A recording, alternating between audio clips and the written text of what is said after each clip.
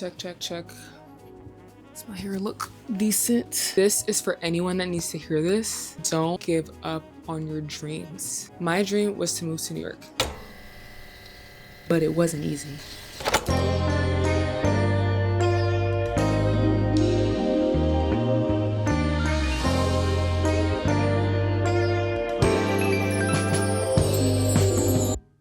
For those who don't know me, I'm Iman. 4 months ago, I packed up my life in Florida and moved to New York. Before I tell you what New York's been like, I've got to tell you how I got here. Every time I tried to go to New York after high school, I was shut down. There was so many blocks, there were so many things that just wouldn't happen for me. And I remember like, God, why did you put this desire in my heart if you don't want me to do anything with it? Like, I don't understand. I felt discouraged all the time. I would get to a place where I think this is happening. I'm going to move.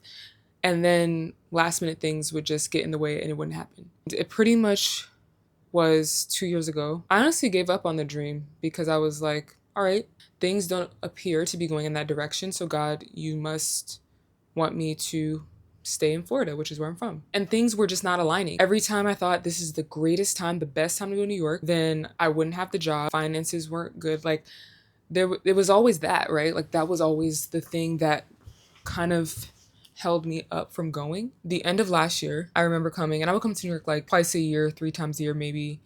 And I just remember just this big urge of like, you're gonna go. Like, you're gonna go to New York. And I remember having a goal of like, okay, I'm saving up this much money to move to New York. And I'm gonna move by June 2025. So that was my goal at the end of November. June 2025, I'm gonna move. It still didn't make sense, but I was gonna do it. I just felt this urge. I just felt this like push that you need to do it. And I would tell my family, and it didn't make sense to them because they're like, why would you quit your job to move to New York? Because my job was not allowing me to transfer, right? So the other thing was like, okay, well, I'm leaving the company. And honestly, it didn't make sense to me either. Like, that was the last thing I wanted to do. May of 2025, I'm making the moves to go. Like, I'm packing, I'm doing all these things. By this point, I've had a conversation with my manager, and I told him that, hey, I'm moving in June. I would love to stay with the company, but I understand the policy if I cannot stay with the company. So my manager was like, yeah, I will talk to leadership and see, right? But it is what it is, right? Kind of thing.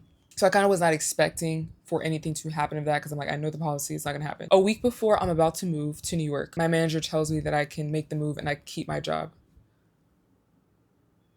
What? Like, it seemed very unreal. I think I tried like 2 or 3 times to move and it just didn't happen. And I was like, okay, whatever. I want to do it, but there's really no opportunity to do it. So it's not going to happen. And then boom.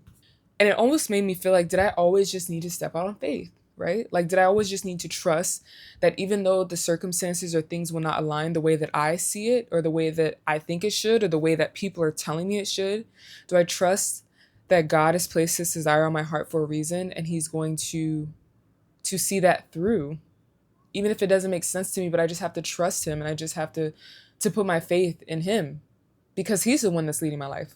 So I say all that to say, whatever the dream is, if there's something that's still pressing on your heart, go after that thing that God has been placing on your heart. Read into it, pray about it. Like, don't just ignore it because it's going to come back.